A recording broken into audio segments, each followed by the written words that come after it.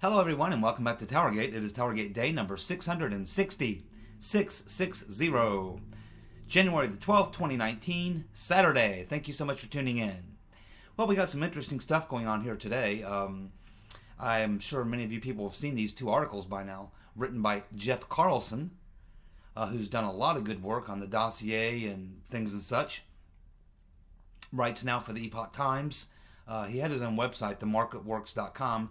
He's been writing for Epoch Times now for maybe 6 months or so. He's doing a lot of good work there. And he's recently written two stories that are based on the leaked interviews with Lisa Page when she was testifying to the Joint Committee in Congress. And so a lot of people are wondering exactly who leaked these documents. And the most popular name on the list is Mark Meadows. And the reason being given is that, of course, you know, they had these hearings, and this would be the Goodlatte-Gowdy Committee, the House Judiciary and Oversight Committee, the Joint Oversight Committee, had these hearings, interviewed all these people, and then they were going to put out the report and, you know, let us see all the interviews, but it got shut down by the DOJ. We'll talk about that more in a little while. So it looks like what's being suggested is that Mark Meadows, or is the person that we believe, or someone believes, got frustrated, very, very frustrated because this stuff was blocked. So it appears that he or someone has decided to start leaking it, and it appears that their person of choice to leak it to is Jeff Carlson, because there's no other way that he would have gotten this information from the Lisa Page interviews. The release of those interviews has been blocked, but now he's gotten a whole, obviously, bunch of documents because he's quoting directly from the transcripts of the interview with Lisa Page. And a lot of things are revealed here. Some things are confirmed, there's some new things, there's some old things. There's too much to cover in one video. So he wrote two stories. So I'm going to focus on the first one today, and then the second one I'll get to tomorrow, or as soon as, you know, a day comes along where there's enough time to do it. In the next couple of days for sure.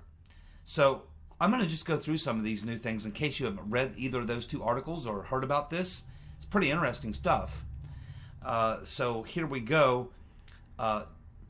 Leaked transcripts from the interview with Lisa Page and members of Congress who were interviewing her. So in the interviews, we find out that Lisa Page says that she was not a fan of Hillary. Not a fan of Hillary. And she suggests there were others at the FBI that were not fans of Hillary. But, she says, given the choice between the Right Reverend Clinton and Trump, she would have had to support Hillary over Trump. Didn't like Hillary, but really didn't like Trump. And she gave the impression that that was the general consensus there at the FBI amongst the people she was working around. They didn't like Hillary, but they really didn't like Trump. And you get the impression from reading this transcript that they did believe that there was some sort of Trump-Russia collusion or something going on there, because they were not privy to the details of where this information was coming from. She's suggesting that they didn't even know about Christopher Steele or the dossier until, she says, a month before the original FISA warrant went out on Carter Page, which would have been sometime in September, October. But back in the summer, when they were investigating all this stuff, they were never given this information about Christopher Steele, his name, or any of these other people. She says that they were only told about an informant or someone. They were describing a person who had a good track record, had worked as an informant before, was trusted by the government or whatever, but they were never given the name Christopher Steele or anything like that. That's what she's saying. We also learned from these interviews with the Lisa Page that David Bowditch, B-O-W-D-I-C-H, was a central figure and he was a part of the small group, an integral part of the small group. And of course, now he is Christopher No Shit Sherlock Wray's deputy FBI director. He's also the individual who recently wrote the letter to Goodlatte and Gowdy, informing them that he was going to block the interviews that they were going to release from all the interviews that they'd done. It's Bowditch who said, nope, you guys can't release all those interviews you did on your committee. It would interfere with an investigation. But it appears more than anything else, Bowditch is trying to cover up information that would be damaging not just to the general group and the small group and the FBI and others in the DOJ as well, but himself personally, because he was a key central figure within the small group, this Comey, the Comey put together. Bowditch was a key player in the small group, and he's now been made deputy FBI director. And he's the guy that's blocking the documents from being released. And I'm sure in association with Rodenstein. We also learn from this interview with the loose Lisa Page that John Brennan, Mr. Potato Head, was aware of the dossier in August of 2016 and that he briefed Harry Reid on it. Well, we know about the briefings with Harry Reid. There was 2 of them. What we didn't know is exactly what material he had, but we're learning here from the loose Lisa Page that it was dossier material. Brennan has said that the dossier wasn't used in his report that they gave to Congress, even though Clapper contradicts that. Clapper says some of the dossier was in the briefing given to Congress. Brennan says that he never heard about the dossier or learned of the dossier until after the FISA warrants and all this stuff came out, which would have been late in 2016, like November, late October, November 2016. But here, according to loose Lisa Page, Mr. Potato Head, John Brennan, was aware of the dossier as early as August of 2016. Shouldn't surprise us, should it? We learned that the FBI considered investigating Trump for obstruction before and after James Comey was fired. So up until now, we've believed that the first talk about investigating Trump for obstruction was after he fired Comey, and because he fired Comey. That's what the obstruction would have been. But we're learning from loose Lisa Page that that's not true, that the FBI had considered investigating Trump for obstruction before and after James Comey was fired. We learn that the DOJ refused to pursue gross negligence charges against the rotten Reverend Clinton over use of her private email server. But we learn a lot more as you read through this whole thing, as I did. You can see where throughout the interview, Lisa Page is definitely telling these members of Congress, laying out pretty clearly that there was a huge wedge between the DOJ and the FBI, and that the FBI people working on the Clinton thing wanted to pursue things, were wanting to get subpoenas, or wanting to get warrants, or wanting to investigate the Clinton email server and various people around her and things and such, but that they were constantly being blocked and stopped by the DOJ. That the DOJ did not want the Clinton investigation going forward, while people at the FBI did. So you clearly see from her testimony, and whether it's true or whether she's just trying to paint this picture, it's hard to say, because we are talking about loose Lisa Page. But she certainly gives the impression all through the interview that there was definitely issues between the FBI and the DOJ, not just in the Clinton email investigation, but just in general. a sort of combative sort of back and forth going on a lot between the FBI and DOJ. And people in the FBI and DOJ, trying to work around each other to try to get things done. People in the FBI calling higher-ups in the DOJ to go over people's heads to try to get something done that they were being blocked. So there was a lot of infighting going on between the FBI and the DOJ. And of course, as Lisa Page points out in her interview, the FBI, there was several times they were trying to get warrants on certain individuals associated with the Clinton investigation, and that they could not, because as she says, the DOJ must approve of the subpoena or warrant before the FBI can get it issued. The FBI says, hey, we want to get a warrant or subpoena or whatever on so-and-so. It has to be approved by the DOJ. And that frustrated the FBI when the DOJ blocked various subpoenas and search warrants. We learned from Lisa Page that Michael Gaeta, G-A-E-T-A, Gaeta or Gaeta, however you want to pronounce it, was Christopher Steele's handler, his handler, and that makes perfect sense because Mr. Gaeta was the one who invited FBI officials from the States and from Rome to Italy to meet with Christopher Steele in that second meeting in late summer of 2016.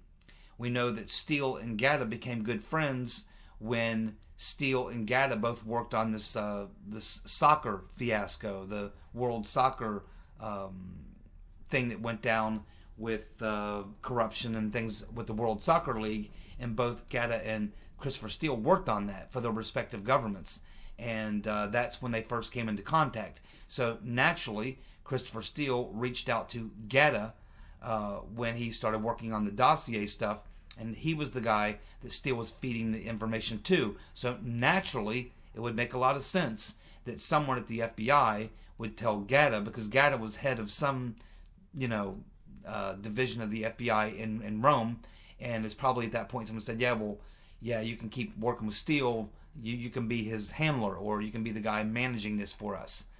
So what we learned from some Lisa Page is that Michael Gaeta was much more of a prominent player in regards to Christopher Steele and dossier and all these things than what's been previously known. We learned from Lisa Page that Andy McCabe was keeping the DOJ NSD head John Carlson abreast of the FBI's investigation activities relating to the Trump-Russia operation, the counterintelligence operation.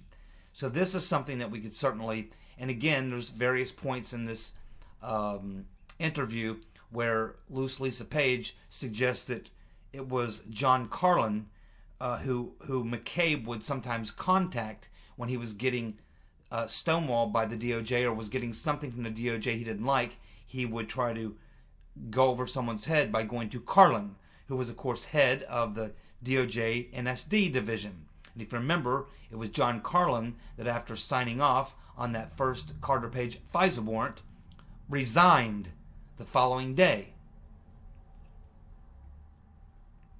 Lisa Page stated in her testimony to Congress that she worked directly for Bruce Ohr for 5 to 6 years prior to her going to work at the job that she was in at the time as Andy McCabe's personal lawyer. And she said that she had met Nellie once at a barbecue that Bruce Ohr put on for his department employees at his home. An outdoor barbecue, and she was invited with other people that worked under Ohr. So Lisa Page worked under Bruce Ohr for 5 to 6 years and once met Nellie. Lisa Page read every one of the Comey memos, and she read most of them the same day that they were created. She also says that she was on a email chain. And that's how she was able to read the Comey memos. And she said that there were 4 other people in that email chain. And you can assume that one of them was Mr. Bowditch. And probably the general counsel. And probably McCabe. She was asked if Peter Strzok would have been in that. Peter's been stroking us. And she said, no, he would not have been in that email chain. But she shared all that information with him, of course. Because she admitted several times during the interview that she and Peter's been stroking us were involved in a personal sort of relationship. We learned that the Department of Justice was responsible for the decision not to prosecute the rotten Reverend Clinton. Again, if you read through this, you can see in her interview that she focuses on several times how there were quite a few people there at the DOJ or at the FBI that did want to investigate the rotten Reverend Clinton, that did want to issue subpoenas and search warrants, but were blocked at every turn by the DOJ. And she says, this is her words, she says the Department of Justice was responsible for the decision not to prosecute the rotten Reverend Clinton. Now, she doesn't say if that has some relationship to the tarmac meeting, but we can assume it probably does.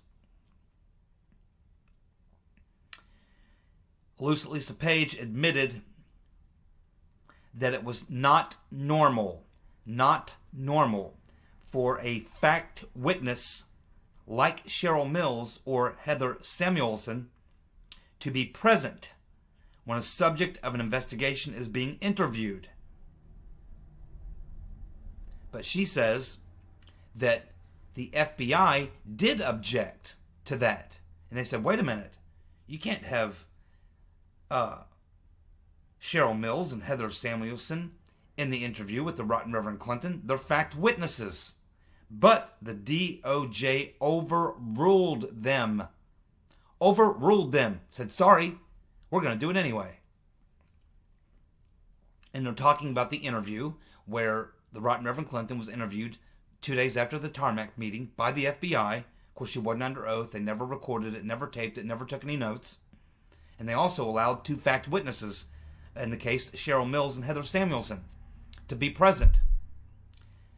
Lisa Page says that the FBI actually tried to get a subpoena to get a look at the laptops of Mills and Samuelson, and that the DOJ also blocked that. So clearly the Department of Justice, run by Get Back Loretta Lynch, was running defense for the rotten Reverend Clinton against the FBI.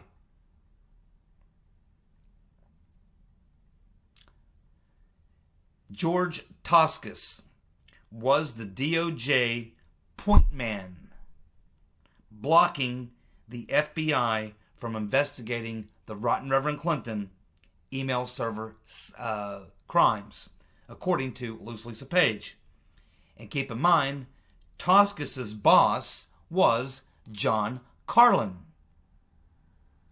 And of course, when Carlson resigned, the day after the Carter Page FISA warrant was signed, then this Mary Moyer, I think her name is, took over as the head of the DOJ NSD.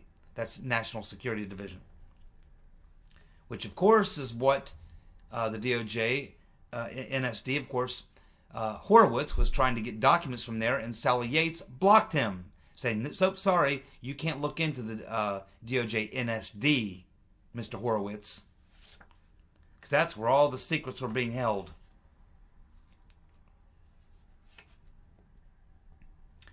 Michael Corton, according to Lisa Page, was aware of her leaking those stories, which were basically written by her and Michael Corton, to the media, as she was ordered to do by McCabe.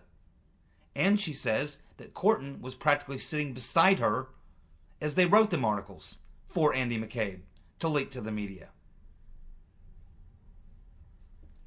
So that's just a few of the things that we learn from these leaked testimonies, interviews. What will prove to be very interesting over the next few weeks and months is that if in fact this is Mark Meadows or some other members of one of these committees who finally are frustrated that it's being blocked and so they're going to get it out another way, it'll be interesting what other interviews that they'll release or give to Jeff Carlson. You can bet that the heat's going to be on Jeff Carlson now. Certainly someone from the FBI or DOJ or somebody is going to be paying Carlson a visit and saying, hey man, who's leaking this stuff to you? Now he'll never tell. He's a journalist. He doesn't have to tell. He's got those protections. But certainly they're going to be trying to find out who's leaking this stuff, and they know it's got to be someone on the committee. And probably a Republican, because Democrats wouldn't leak this. Especially to someone like Jeff Carlson.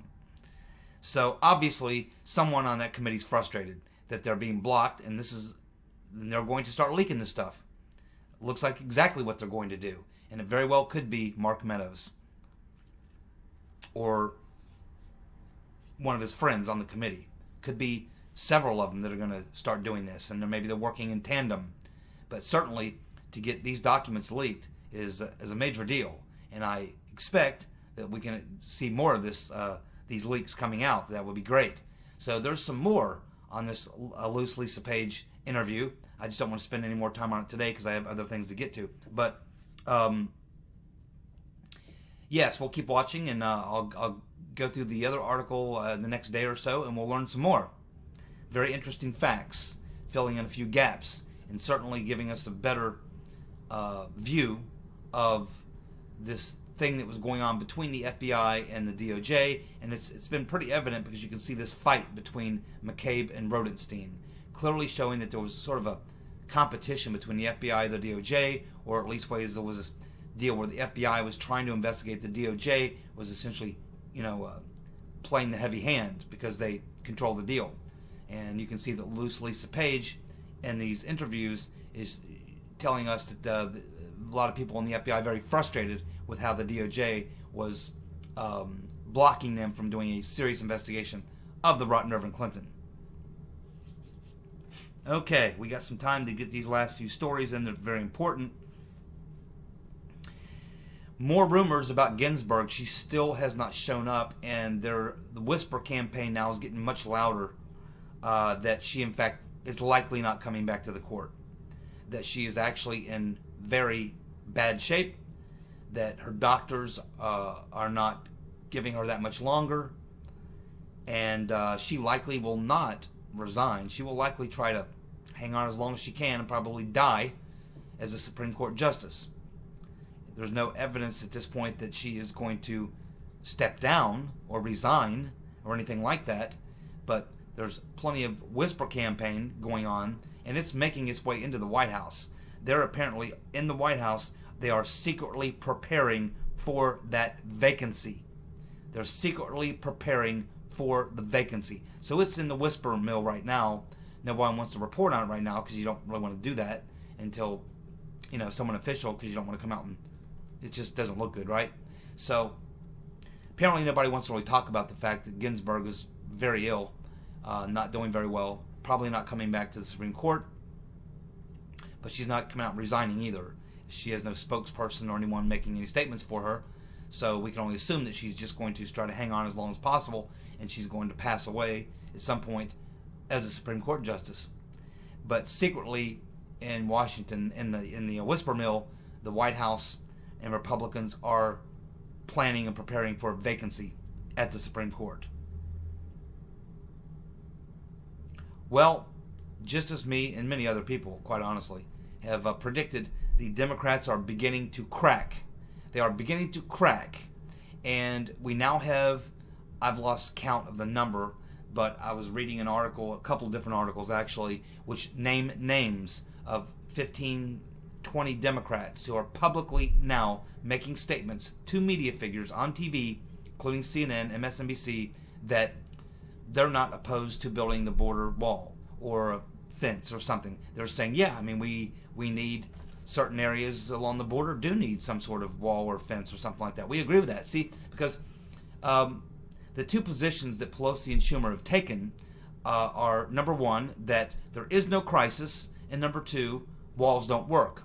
But everyone knows that there's serious problems, whether you want to use the word crisis or whatever word you want to use. Everyone knows that we have issues on the border. It's been going on for decades. And the caravans and all these other things.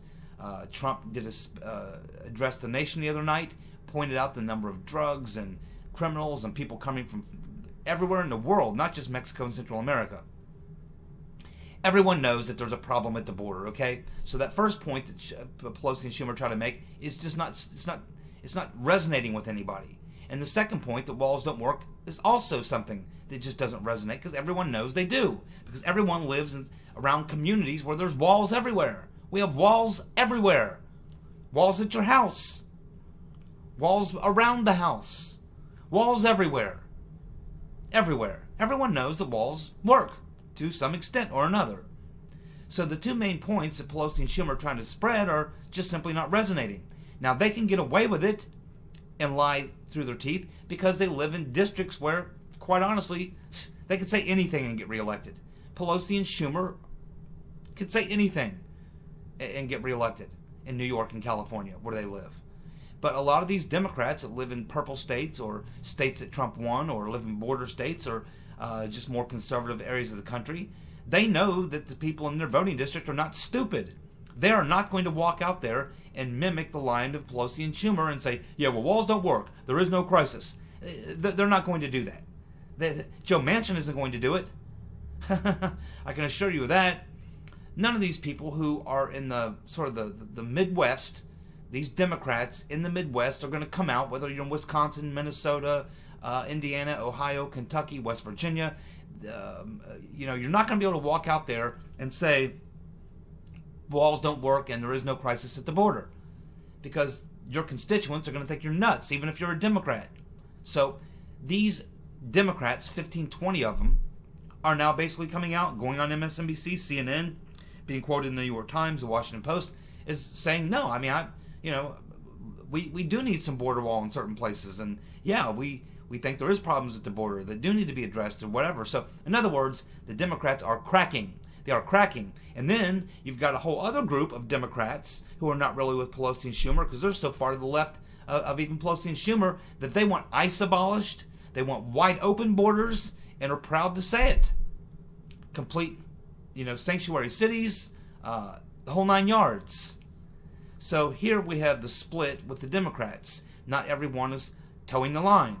So you have the Pelosi and Schumer types who are trying to play the wall doesn't work and it's all a hoax. Then you have another group which is saying, no, walls actually can be effective, and yeah, there is problems at the border we need to address. And then you have the other group that's, no, we need wide open borders, we need sanctuary cities, we need to get rid of ICE, the whole 9 yards. So the Democrats are fragmented, and they were. Going into this, they were fragmented. That's why me and many other people said that Trump's going to win this fight big time. Now, he doesn't want to declare a national emergency, and this is why.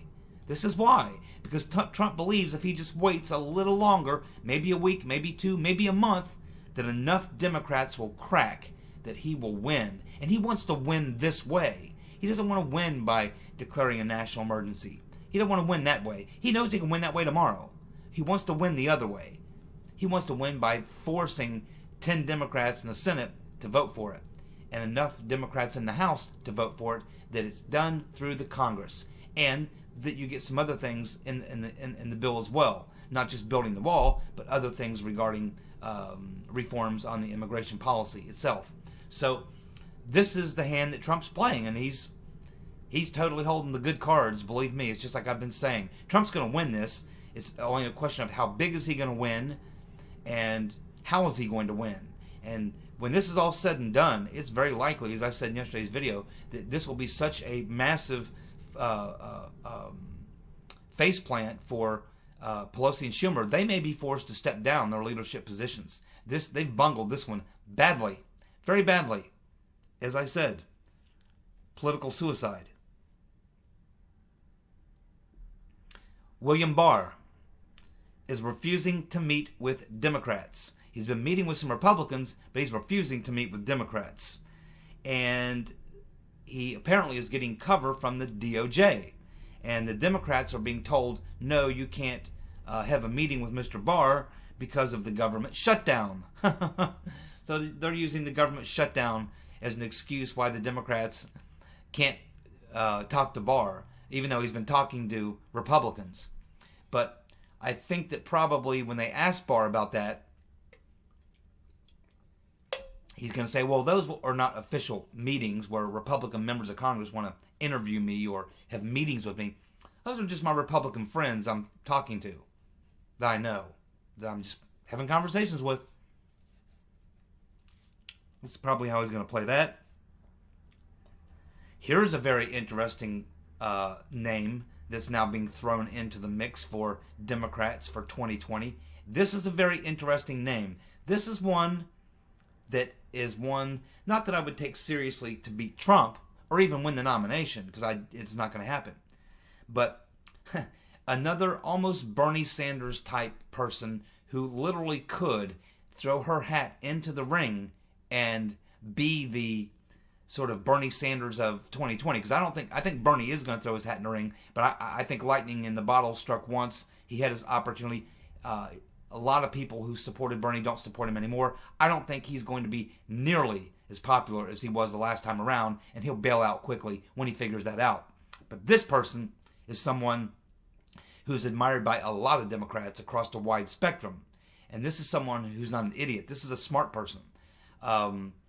And this is a person who's legitimately anti-war. Now, I don't like her much on economic policy and a lot of other things, but this particular person could really throw a wrench into the spokes, and really could, if the Democrats would allow there to be a fair Democratic primary, which they won't, of course. We know that. This is a person who could win the Democratic primary. And I'm talking about Tulsi Gabbard. Tulsi Gabbard. She could win the Democratic primary. She's way better and way better liked than Elizabeth Warren or the Rotten Reverend Clinton or any of these other women, Kamala Harris, or any of these other people. These people are all seen pretty much as establishment hacks and idiots and fools, and they didn't support Bernie. Tulsi Gabbard, on the other hand, not true. Tulsi Gabbard, very independent, very anti-war, very honest, not part of the corporate establishment, very speaks very well, has a good energy about her. She's a straight shooter. She is everything that Bernie isn't. Bernie's a fraud. Tulsi Gabbard is not a fraud. And again, there's, on quite a few issues, I like Tulsi Gabbard, and I like her personally. She's a former Iraq veteran, naval military officer. She's got a lot going for her, except for one thing. The Democratic establishment despises her, and they will sabotage her campaign immediately. In fact, now that she's stated that she may throw her hat in the ring, I can absolutely assure you that there is a secret meeting going on somewhere in Washington behind closed doors with a lot of high-powered Democrats who are very nervous and are saying, uh-oh, Tulsi Gabbard, that's someone we better take seriously. Let's not let a Bernie situation happen to us again. Let's not even let her get out of the starting gate. You will immediately begin to see serious attacks on Tulsi Gabbard. They're going to try to shut her down before she gets out of the gate, because she could win the nomination and probably give Trump a run for his money. Philip Raines, of course, Hillary's personal spokesperson, I guess we could call him. He's always out there defending her and going out there on her behalf, and he's a nut. He's a nut. You've read many of his tweets. This guy's a nut. Literally a nut. Which is exactly the type of people that hang around with Hillary. It's the type of people she wants around her. People just like Philip Raines. And Philip Raines is saying that Hillary may run again. Yes. I remember it's about, early summer this past year, May, June, I finally decided to come out and say, okay, I think the Right Reverend Clinton's going to run again. I'm certain of it. And not many people were saying that at that time. I said it back then. I still believe it. If she is physically healthy enough to do it, and the cards are falling her way, she absolutely will throw her hat in the ring. I'm certain of it. I know she wants to. So we'll keep watching that, and thank you guys so much for tuning in. We'll be back tomorrow with more TowerGate. Have a good night. See you. Bye.